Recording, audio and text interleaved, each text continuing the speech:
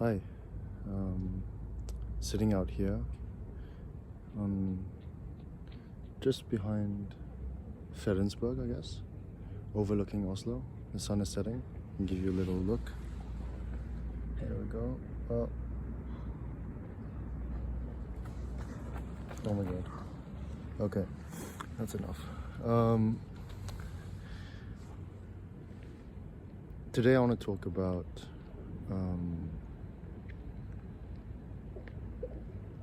perfectionism, procrastination, and things not being wasted.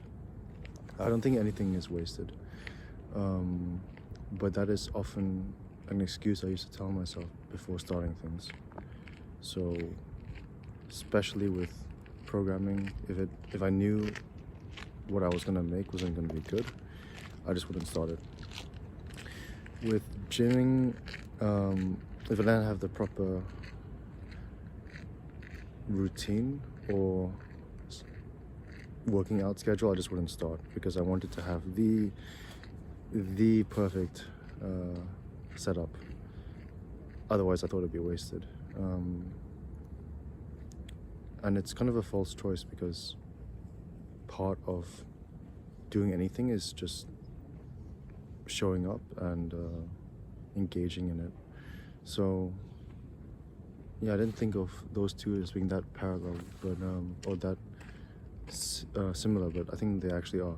In the case of programming, there's so many choices you have to make when you make an app. You have to choose what type of database you want to use. You have to choose what kind of framework you want to use for the front end, what kind of language you want to do for the back end. There's a ton of choices, and you are always aware of the trade-offs in the choices, and you feel like when you go down one way, the cost to switch makes it so painful to even make a decision that you're stuck in paralysis.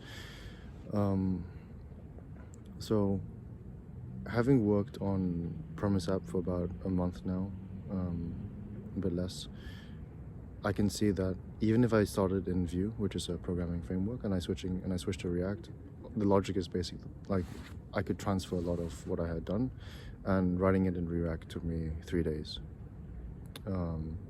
Rewriting in React took me 3 days.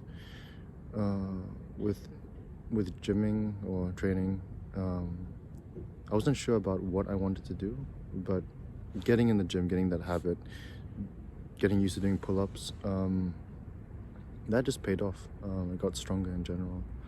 So yeah, I try not to let that be an excuse for myself in the future,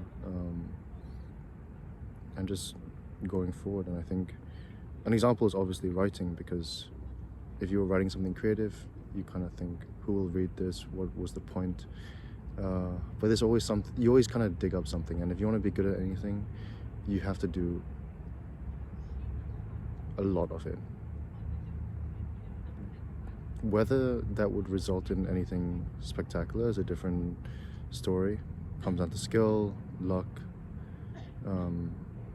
but the very least one has to do is quantity. You have to do a lot of something. Yeah, so that's how I see things. I think that the quantity and the repetition of something, you kind of naturally will get better at it, because you see some artistry in how you do something, like those, like you know, people who, a classic example is people who like cook street food. They have tons of skill and flair, simply by doing the same thing over and over again. That is just, it becomes artful with enough repetition. I think that's natural for people. One would hope, at least. And I think the same should happen for writing. I related to neural pathways in the brain